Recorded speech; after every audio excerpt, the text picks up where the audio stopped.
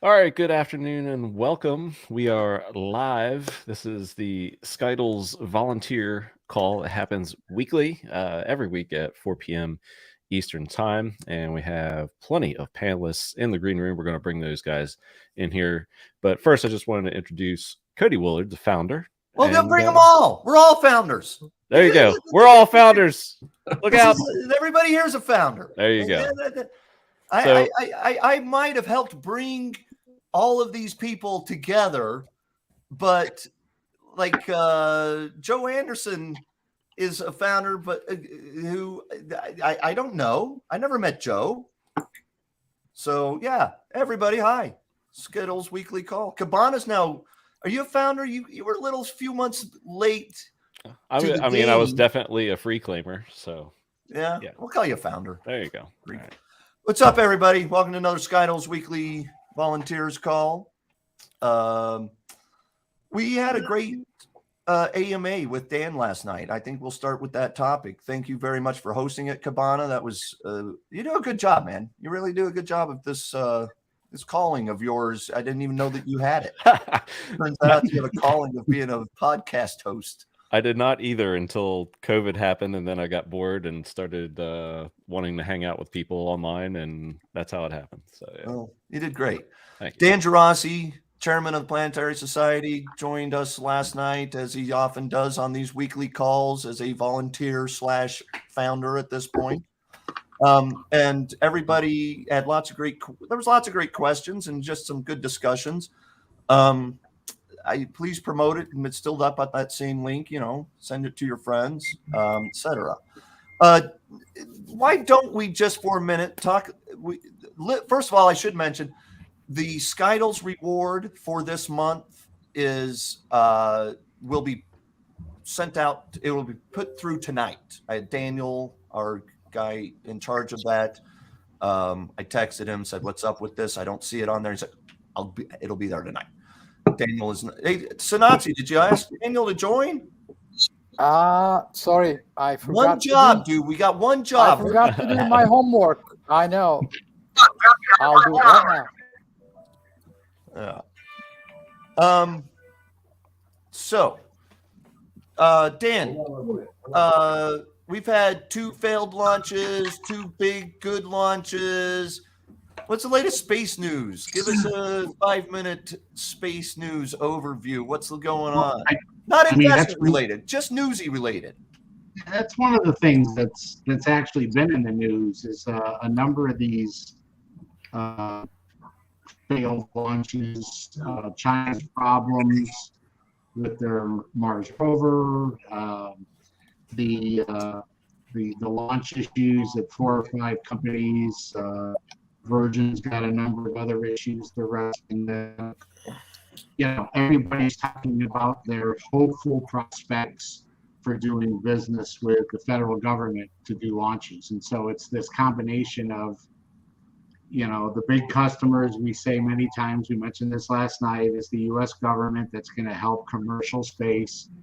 The government, NASA, have decided that they're going to buy their stuff from the private sector. So that's going to be there to drive it. Great article in Space News today talking about the space economy. And the space economy is going to move through all these market challenges, etc., because of the strong pull factor going forward. There was a great article about China planning to do 70 launches this year. And so that's another factor. Whoa. How many launches did SpaceX do last year? 44, and that's the world record? That sound right? Is it more than that? Yeah, I don't know the exact number, but I think that's pretty close. Sounds, I mean, the cadence there, that would be more than weekly. That's 1.6 launches a week or something. Basically 1.5 weeks. They like the point being sometimes.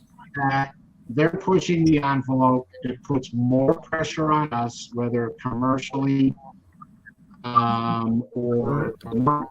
It puts a lot of pressure on our industry as well to keep up. I don't know why I'm laggy, but nothing's. So Dan, can I give you a little? I'll give a little perspective here. I just Googled it.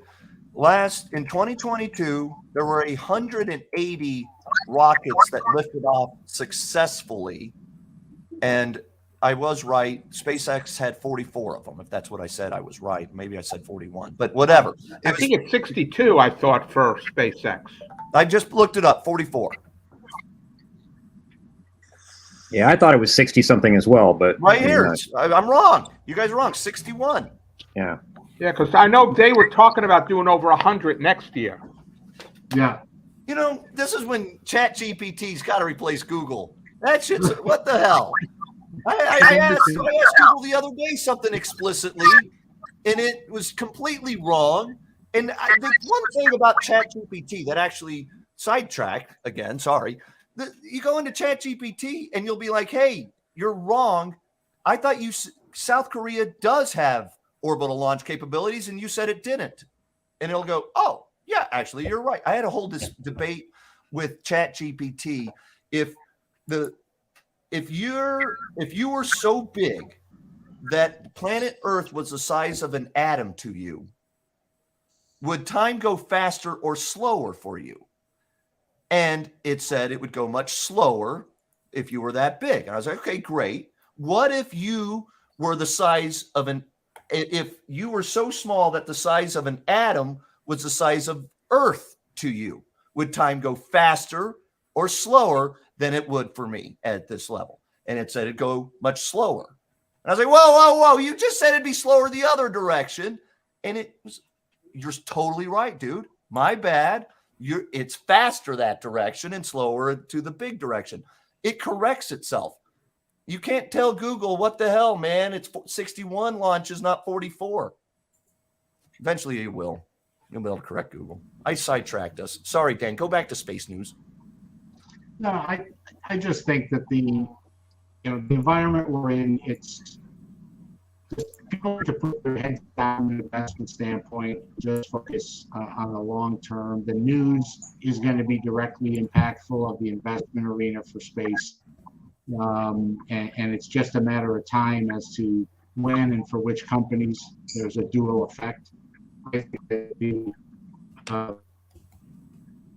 launchers, as we've said numerous times, are going to feel the contraction before anyone else because there's just so many.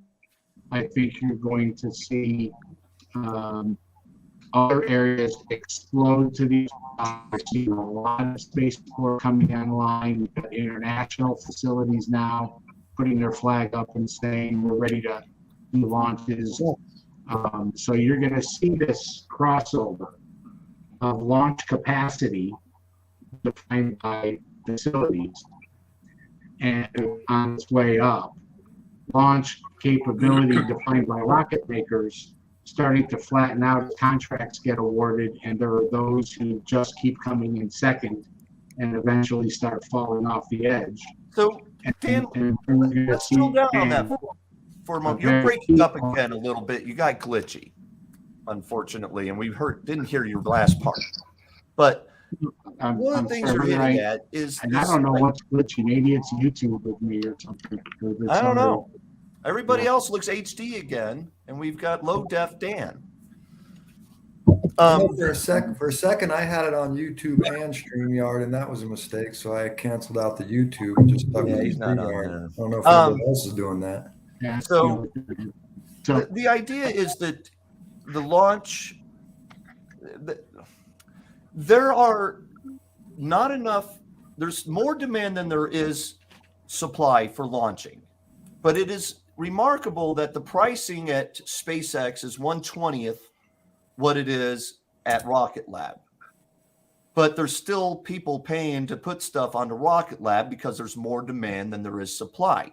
But the difficulty is that as Rocket Lab and SpaceX, their cadence of launches get faster, they're going to be able to get those prices ever lower. And by the way, Starship is going to drive the prices down another order of magnitude 1 or 2 times.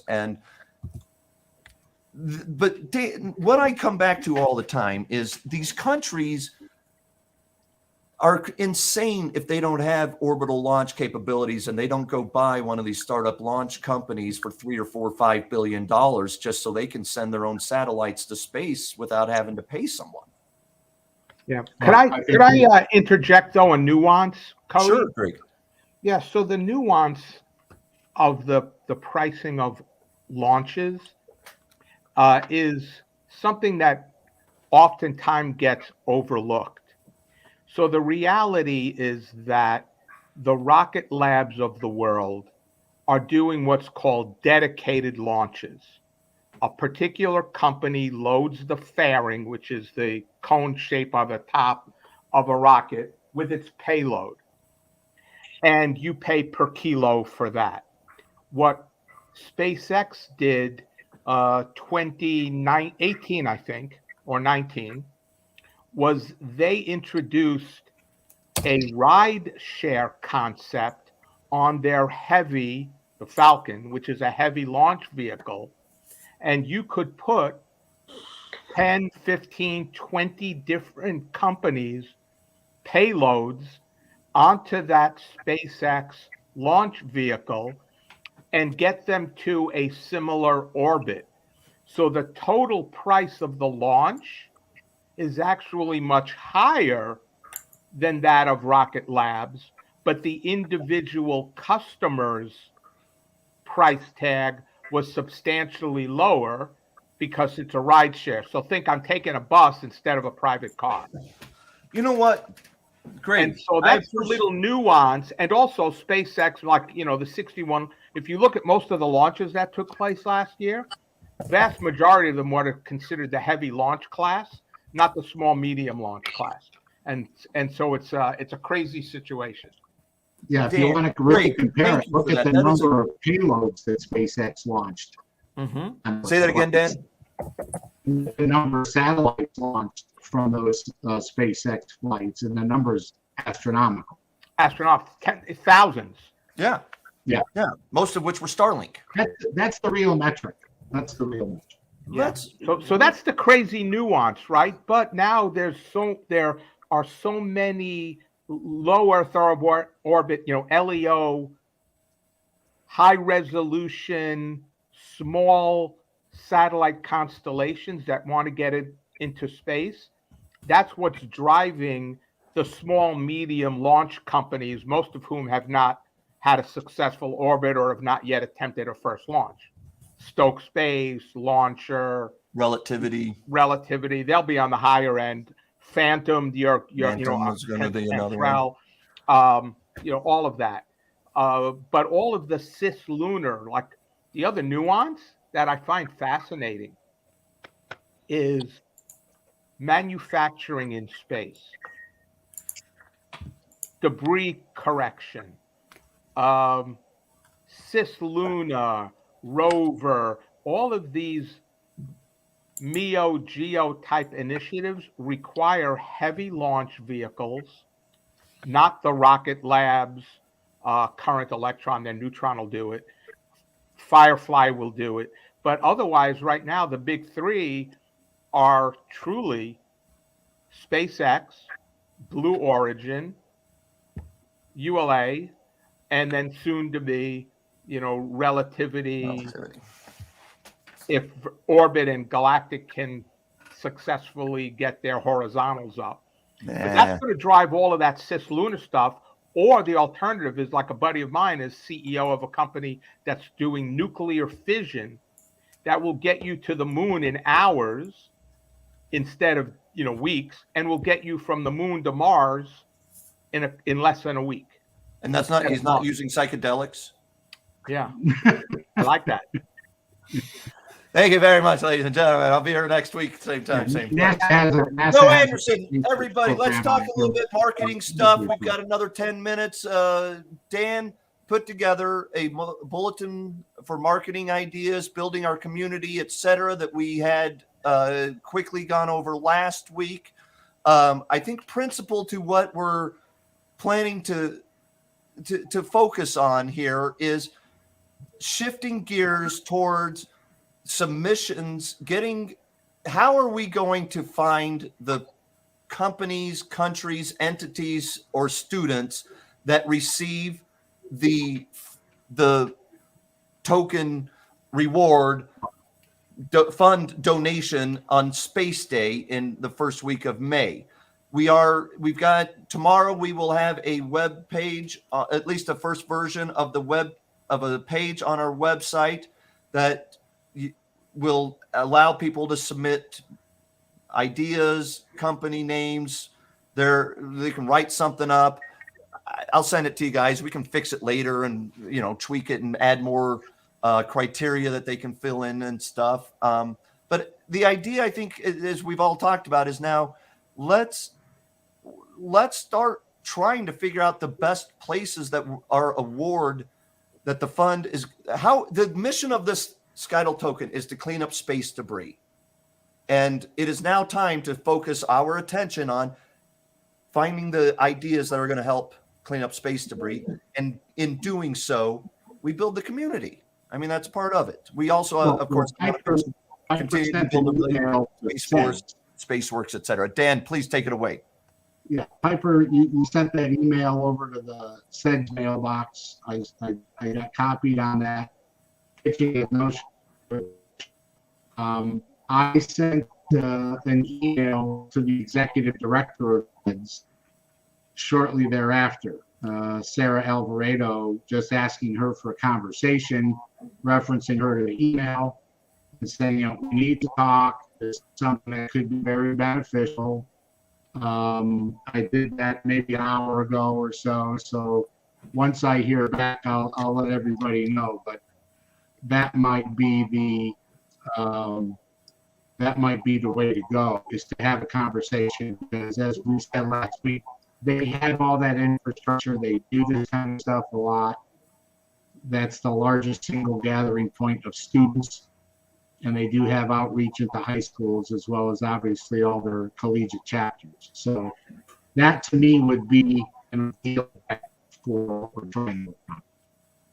Piper, great job sending the email. That was a great email you sent, well written and everything. And then Dan, thank you so much. I mean, that allows Dan then to just simply be like, hey, reference this. Let's hop on a phone and have a talk. And then we just get balls rolling and build the community. And that's continuing to do a very exciting thing. Joe Anderson, you shout out. You sent us Joe has put together a beautiful marketing deck, and he's got one page that he wants me to write up a comment or two, and I will do that and send it over to you maybe tonight. If not tonight, then tomorrow morning, Joe. And we've got a beautiful marketing deck that would be the type of thing that you could, Dan could be like, hey, here's what we're going to be talking about too. Or, Piper, you could have included that when you sent it and things. Sure. Just waiting for the final copy. Yeah, I think we can start with that. But I think, going to these schools and things, I think there's a lot of different things we can say or interject into that deck to kind of to tailor it to different people. Sure. I'm happy to dive in and do that. I think that that's kind of a basic, and I think even getting it to some of the people who already know about space debris, there's 2 or 3 slides in there we would want to take out because they know more than we do even about it, but we just want to let them know what's going on. So just let me know, and I'm going to start thinking a little more, put on my marketing cap instead of just design cap, and thinking about this as well. So wonderful. Thanks, Joe.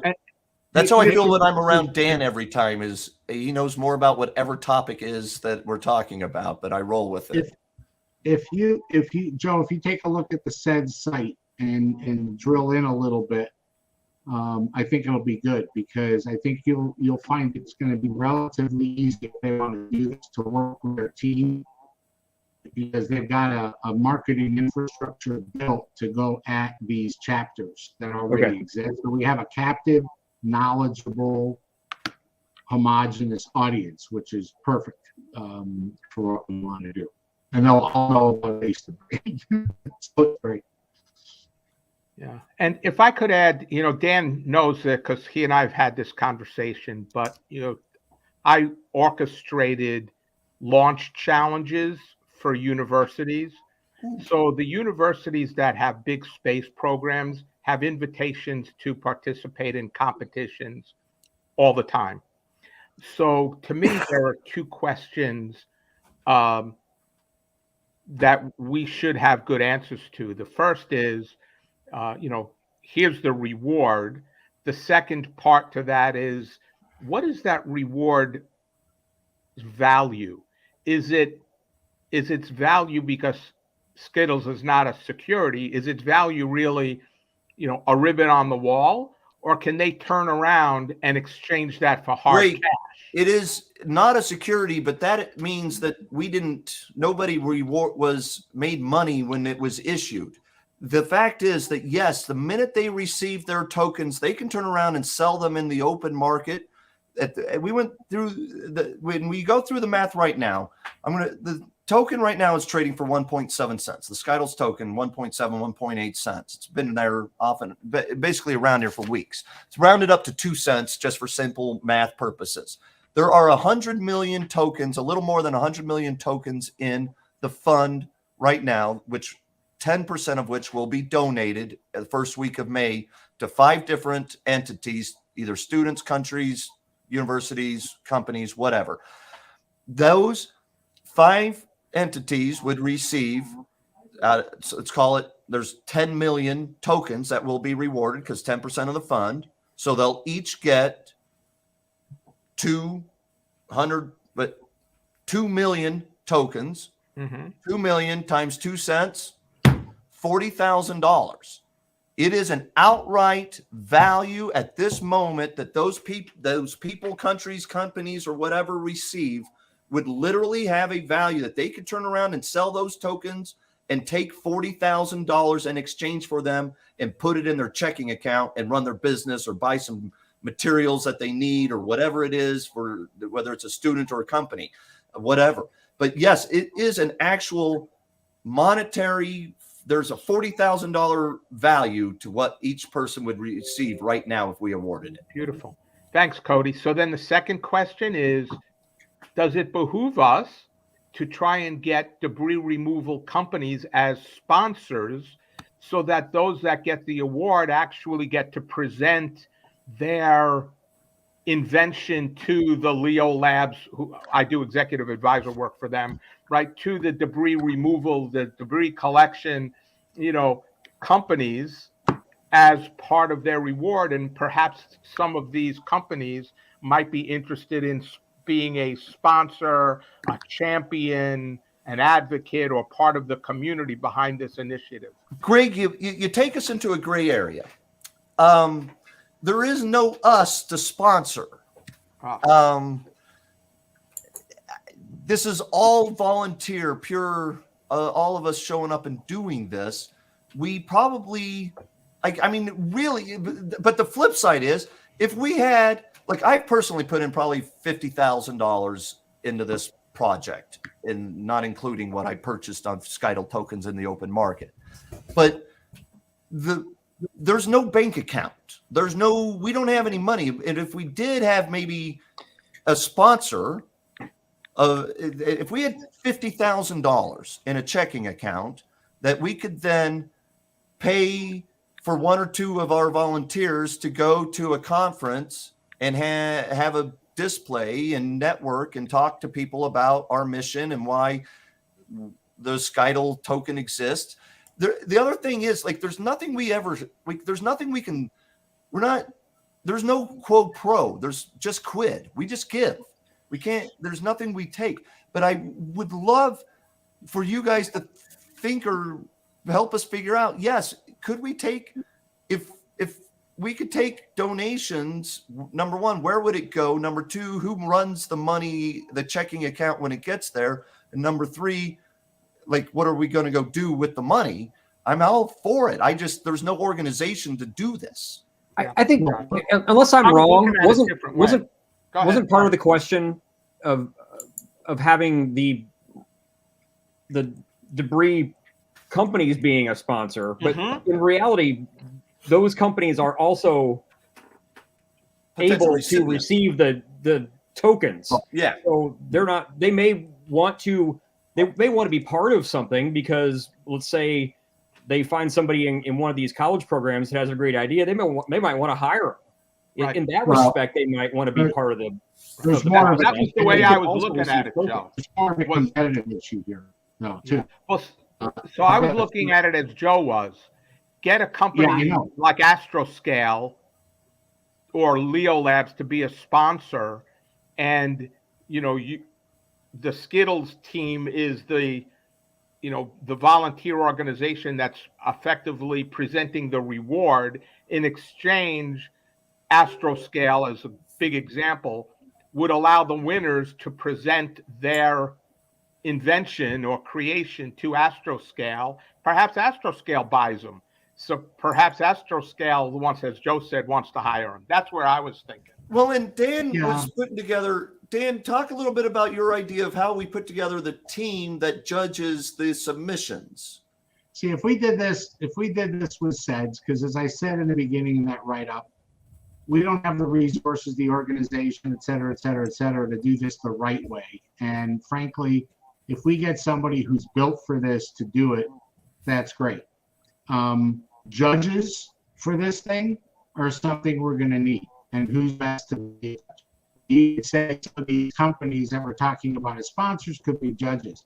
I have some issue with someone who's trying to build their own business, coming out of a university, opening the kimono to what are future competitors, or you'd have to paper the 7 ways from Sunday for right to this idea. These people don't have patents on some of this technology. These aren't just ideas in an essay.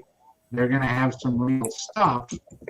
So, don't forget, the genesis was to be able to feed underneath what is the orbital prime marketplace now, and to go down market, and to get those people who are looking to create new companies. And so I think personally, and you want to think about it a lot more as to where you can draw a line between the big brother guys who have the resources in the world, being very new ideas that are not patented. I think there's a risk there. And so it becomes more a matter of maybe there's a pitch day for these winners to a group of existing companies, including not just the big ones, but younger companies. That's much more for investment in a very clean, as a part of the payoff. You get a pitch day, which I put in that write-up. Because I agree with Greg. I think you need to be able to invite those companies. It's what role that they play. Some can write a check, some can't. I can think of a dozen young startups that are well along their way on GREE that probably wouldn't write a check to sponsor something, but would clearly participate in another way. So, but those big companies can be a benefit, but I think they can either look at it as an investment, or do you want to license the technology, something that could be more easily protected on behalf of the students. Guys, this is where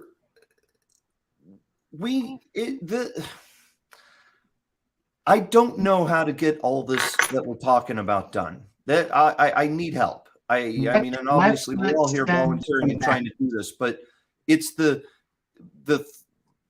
like Thursday night or Tuesday morning that these emails, these motions, these things have to be done. And I don't know quite how we're still so disorganized, and I don't know what the solution is here. I'm happy to step even. I don't feel like I feel like I've taken shifting gears for a moment, just existentially speaking, I feel like I've taken SKTLs to the maximum place I can take it. And Dan, it's like Bill Goodman. We need a CEO that can come in here and run this. We need a CEO for SKTLs. We need someone that's got not full time, but it's got some time to spend on this and knows what you're talking about knows how to do what you're talking about better than I can. And Joe, maybe you're the guy. I don't know. I mean, guys, I'm willing to, even from the beginning of the call, I'm like, don't call me the founder. I'm just one of us. And I want that to be the message here. I truly think someone's got to take SKTLs to the next level. I got us here. We built the fucking crypto. I mean, thank you, ladies and gentlemen. Good night. Yeah, mic drop. That's really, I am proud. I feel like I can drop the mic because I built a crypto that does what we said it would do. It's a virtuous, ethical, wonderful thing that we've attempted to, that we have created so far, but the value is here. And I don't know how to go to the next level. I don't know how to organize this stuff. I don't know how to build the community. I don't have the time to do it. I need help. And I guess that's where I'm at with all of this. I need someone to take charge. Chunk up the problem. Let's take this initiative of a content campaign. Let's just pause, see what we hear from SEDS. Because part of what we would want them to do would be to pick the ball up and run with it with our support. Yeah. That would be the ideal outcome. I'm not saying that'll happen, but under the category that might be one way to do it. In terms of the management of the whole process, yeah, I think that's a topic for a good serious conversation of what all the options are and what can be done and what can't be done and what's needed. But I agree that there needs to be an organized oversight of everything that's happening and takes place. Dan, look around at the group that we have on this call, even just this very limited small group that we showed up today. And volunteers calls like this sometimes are 7, like it is 8, I guess, with Bryce, 8 like it is today. And sometimes there's 20 or 25 of us on here. But just look at the people that are on this call right now. Amongst them are 3 C-level suite executives. Joe, I don't know if you're a C-level suite or not, but I'm saying like Sanatsi, you're like the retired chief scientist from AT&T. And you've led teams. You've managed, I don't know, hundreds. Dan's managed thousands of people. I had a few producers at Fox and they didn't report to me, right? Like that's my problem. I feel like I've led us to where I can go. And Sanatsi, you're another guy that is there any way, what can you do to sort of take control of what we're doing and drive us somewhere with your talent that I have not tapped into the way we should? I would be the first to tell you that, I would do a good job with this because this is beyond me, seriously. So beyond me in the sense that this is not a software project. And even, with software projects, there were too meany cooks, so to speak, like at AT&T. I'm just like a more, because money man, meaning managers, basically were the lowest level of people who mattered. Everybody else did not matter. We were all part of Big Liquid. That's the name. We were all fungible. Yep. So I think it's. I have to admit. So I'm being honest. I mean, on my end, I'm somewhat intrigued. I'm part owner of a smallish company, a very small company. So I'm more of I'm a doer running around with many hats, kind of a fake it till you make it guy, right? And sometimes that's what's needed. Speak my language, Joe. Keep it coming, bro. But so let me stew on it for just a little bit and see what I think I might be able to tackle. You go down to Greg Ammo underneath us on the call too. I mean, Greg's like CEO of his own company, and he's like been head of sales of like software companies, and like we have talent that, and we show up once a week for 30 minutes, 45 minutes on a day like today, and it's great. And then once a week, I'll spend some time on the website and putting together some stuff, and then like we do these emails. But guys, we truly, Joe, Sanatsi, Greg, Dan, all of you guys, Piper, Cabana, what can you guys do to take over? I'm happy to do. Let me jump in here real quick. I'll take orders. I work with project management teams for a living. So I think one of our biggest problems in organization is we haven't determined exactly what our categories of organization are, what our departments are, and who has specialization in which, and which teams are which, and how teams answer to who, and how that works up the hierarchy and everything like that. And I'm not saying we need to designate roles and titles, but perhaps we figure out what people, we get together and get people's talents organized and then put them in little groupings with a team leader. And then that team leader can try to push things forward and help, carrying maybe a little more of the responsibility. And I think the biggest obstacle we're going to have is that this is a volunteer-based situation.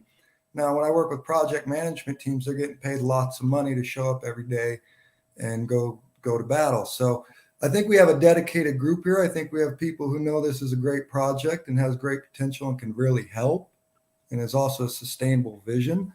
So I think it's just going to be maybe I'm willing to go ahead and put together a sort of tree of responsibilities, duties, categories, departments, some form of organization. We can start placing ourselves into that tree. Maybe we build it like a bracket for a sports tournament. And we send it out with titles, and we start plugging ourselves into our little categories, create organization that way for now. Yeah, I agree. I think a structure needs to be landed on first that says what functions need to be performed in order for this to work. And, to Joe's part, and I think maybe to talk about that just at a framing perspective to say, what does it look like? And then what skills do we have around us now? Who's willing to do what's required? Because everybody's got a day job. And so it becomes a matter of who can do what gaps do we have? Where do we need to find that capability? How does it get outsourced? I think inventory of skills versus a structure that's needed to make this work is a good objective way to do it. Rather than taking people and saying, what can you do? It's here's what we need. Who can do some of this? I will say, guys, I feel better already just getting this out. I should have said this 2 or 3 months ago. And frankly, we need new leadership. We need all of us to do different leadership, and or someone like Joe just step up and organize us and take us on. I'm all ears. Thank you for being here. We ran late today. Any questions? Sanatsi usually stops us at this moment and says, wait, Cody, before you go, I was playing with ChatGPT and it was yelling at me. Cody. And I'm about to say that, but I'm going to post the ChatGPT and other stuff, a link to our Slack channel. But I do have a serious question. So the reason behind my question, asking about the U.S. and Canada universities, if I looked at the Wikipedia page on SEDS, and it lists international branches. But on the SEDS website, I can't find any of the international branches. It is actually, yes, international branches. Switched another tab. Canada, Turkey, United Arab Emirates, South Africa, India, Singapore, Sri Lanka, Philippines, and Macedonia and Zimbabwe. So but the Wikipedia page also says that they relied on the references, like from 2014 or so, but there is no information on SEDS. So the reason I asked the question, I saw Turkey, listed there, And I thought about perhaps contacting the Turkey branch and get them involved. So, but there's no information on the SEDS itself.